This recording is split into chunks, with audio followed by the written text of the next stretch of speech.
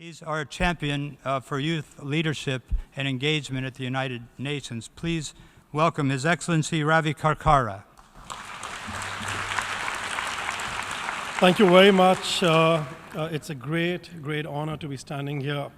I'm a son of a UN peacekeeping soldier and a son of a mother who was a feminist, so that really brings me here. So, Your Excellency, thank you so much for championing from Paraguay the youth agenda. Really a big round of applause to you. And to all the youth leaders, and really to the organization bringing young leaders here together. As it was said before, that we are really in a very important threshold. We are, as it said, so many important anniversaries. But I think what we really are celebrating today is youth leadership. And youth are just not the leaders of tomorrow. Are youth the leaders of today? I don't hear you guys. Are youth the leaders of today? Yes. That's brilliant, because exactly what should be resonated. Because if we are looking at the implementation of the Sustainable Development Goals, when we are celebrating young women's leadership in the Beijing Plus 20, and we are looking at the 70 years of the UN, what an amazing moment. It was said we are sitting on the youth bulge, 1.8 billion young people across the world.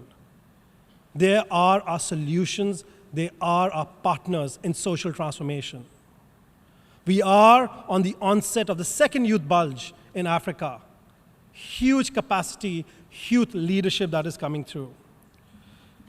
When do you think the UN system for the first time talked about youth and peace building? A question to all of you. Anybody? Give me a year. 1936 League of Nations conference in Geneva was about youth and peace building after World War I. We are celebrating youth and peace building, and there's a very important meeting coming up in Jordan from a week from now. Still, we are talking about peace, which is fundamental to any human development, social justice, or equality. Fast forward 2030. I think 2030, when we are sitting here with some of you, as the ambassador said, as the leaders and heads of states, we should be talking about a planet which is 50-50, which is equal for every single young woman and every single young man. We should be overcoming social injustice and celebrating diversity and equality. And that is exactly what the UN system is about. Recognizing the personhood, but most importantly, recognizing human rights of every single person on this planet. And these are in the core of the Sustainable Development Goals, as it was said before. I really want to indulge you, if you can allow me for a second, because this is a youth meeting. I want you to pair up with an A and a B next to you quickly, and we'll do a small game because it is related to what I will talk about next. A and B. So A, I want you to hold your fist very tightly. And I do this all the time. The ones who played, please carry on. And B is when I count 1, 2, 3, please get the fist open. Everybody has this? A, can I see your fist? And B is when I count 1, 2, 3, get it open. 1, 2, and 3.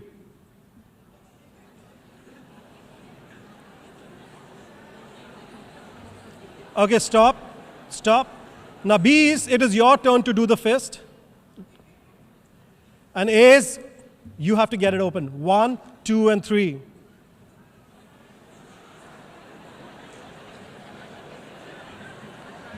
Okay, we'll quickly process this because I have very limited time. My question to you is, how many of you were able to get the fist open? The ones who are raising the hand, how many of you did it without using physical force?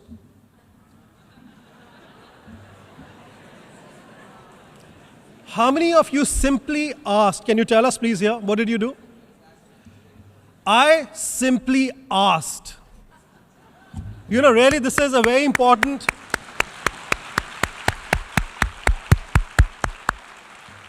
So really, core to value-based leadership is to think out of the box.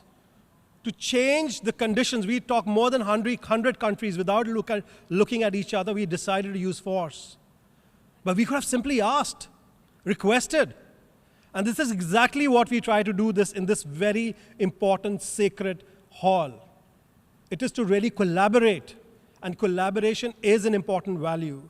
So as we talk about youth leadership, we are talking about value-based leadership that acts on human rights, promotes social justice, promotes inclusion and equality, but also ensures there's accountability. And especially for young people, it is important that we look at accountability impact in bringing changes so that both the conditions of youth and the positions of youth are transformed when we look at implementation of the Sustainable Development Goals. With this last quote, I would really like to end that leaders are not known by their followers. They are known by the leaders that they create. Thank you very much.